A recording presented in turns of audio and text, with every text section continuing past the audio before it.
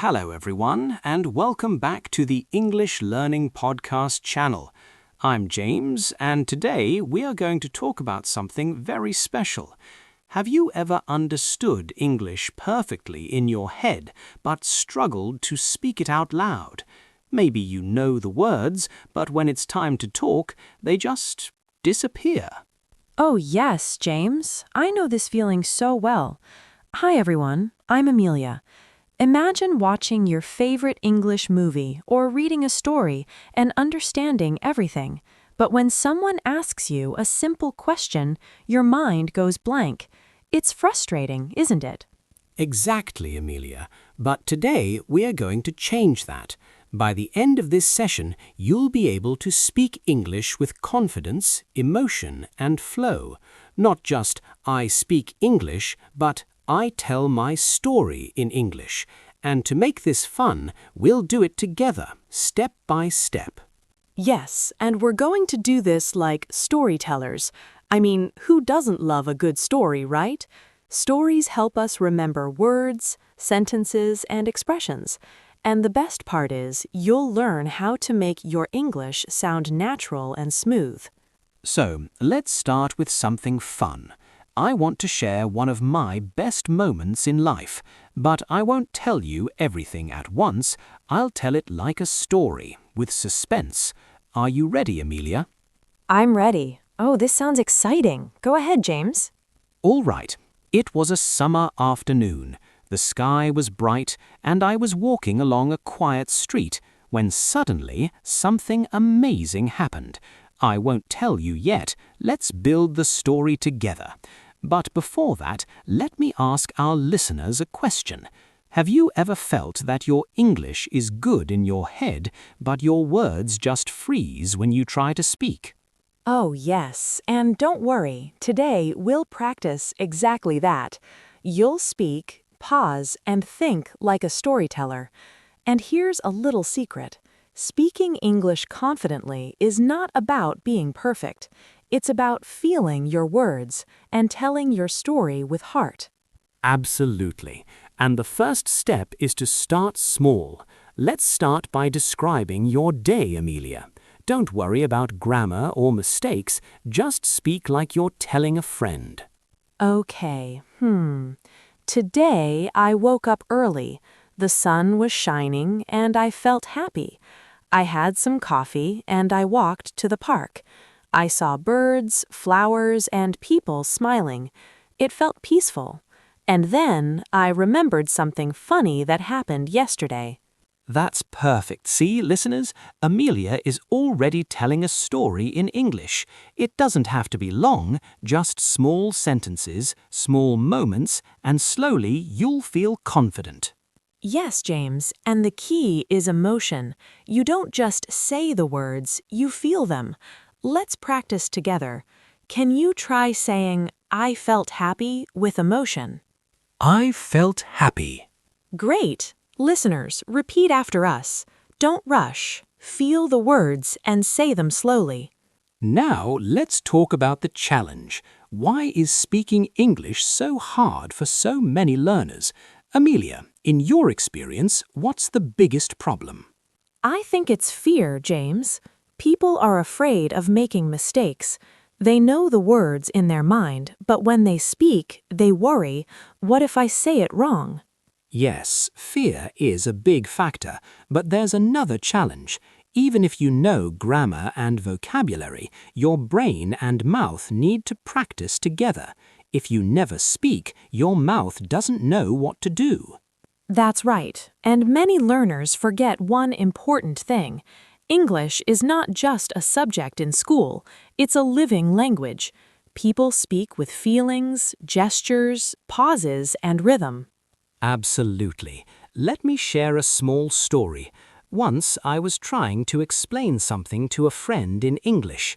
I knew all the words, I even knew the grammar. But when I started speaking, it came out like a robot, flat, boring and slow. My friend didn't understand the excitement I felt. That's when I realized English is about emotion, not just words. Wow, James, that's so true, and our listeners need to hear this. Speaking English is about practicing feelings, not just memorizing words. Exactly. And that's why today we will practice with stories, conversations, and real-life situations. By the end of this podcast, you'll speak with confidence, even if you make small mistakes, because mistakes are part of learning. Yes, and here's a little exercise for our listeners. Think of one small moment that made you happy recently.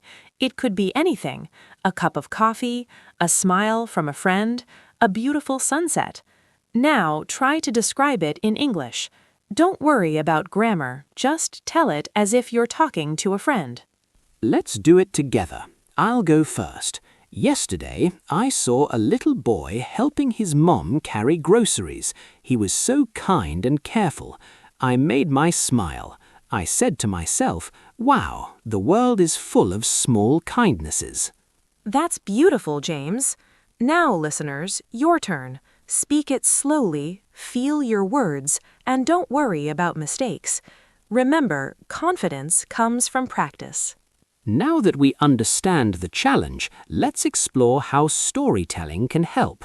Amelia, why do you think stories are powerful for learning English? Stories are powerful because they are memorable. When you tell a story, you use your imagination, your feelings, and your memory. Your brain remembers stories better than lists of words. Exactly, and storytelling helps with flow. If you try to speak English sentence by sentence without a story, your speech feels broken. But a story connects your words like a river, one sentence leading to the next. Yes, let me give an example. Imagine you are telling a story about your first day at school. You could just say, I went to school, I met my teacher, I ate lunch. It's correct, but it's boring. But if you tell it like a story... Go ahead, Amelia. Okay, I remember my first day at school. The morning sun was warm on my face.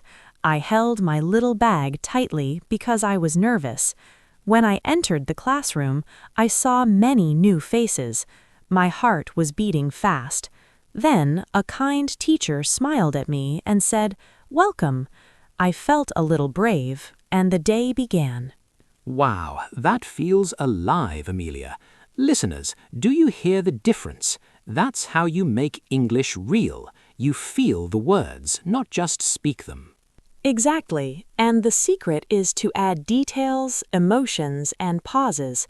Don't rush. Let your story breathe. Let's practice together. Think of a small story from your life, a funny moment, a small victory, or even a surprise. Speak it slowly. Start with where you were, what happened, and how you felt. Listeners, repeat after us. I felt nervous. I took a deep breath. I smiled at my friend. I felt happy.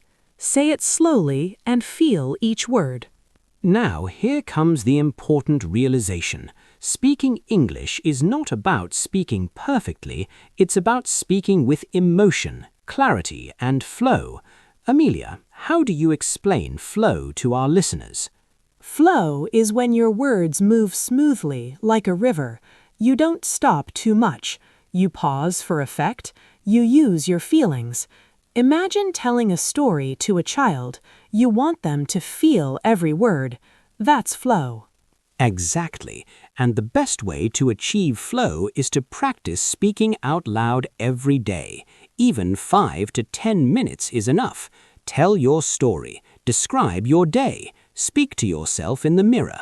Yes, and don't forget, listeners, you can practice with a partner or friend, or even record yourself. Listen and notice where your speech is broken, where you can add emotion, and where you can slow down. Let's do a small practice together. Amelia, can you tell a mini story about a surprise you received? Just a few sentences. Okay. Last week, my friend sent me a small gift. I opened it slowly, not knowing what was inside, and then it was a little notebook with my name on it. I smiled so much. It was simple, but it made my day. That was beautiful, Amelia. Listeners, notice the pauses, the feelings, the small details. That's how you speak English like a storyteller. Welcome back, everyone. Now we are moving into a very exciting part, real conversations. Amelia, this is where we transform from just telling stories to actually speaking English naturally with someone else. That's right, James. Listening is one thing, but speaking to another person in English can feel tricky. You might know the words, but forming them into sentences quickly, that's the challenge. So, let's do a small role play. Imagine we are at a cafe and I'm a stranger you just met. I say, "Hi, how are you today?" Amelia, how would you respond? I can say, "Hi, I'm fine, thank you. How about you?" And maybe